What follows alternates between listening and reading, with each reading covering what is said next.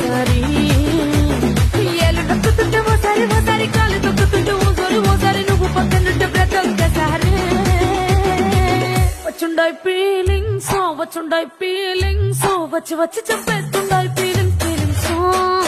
వచ్చిండాయి feelings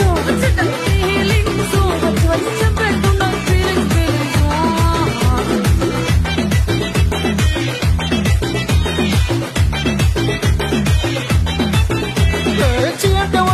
అంటే ఓసారి చాటు మాటుగా చెయ్యంటే ఓసారి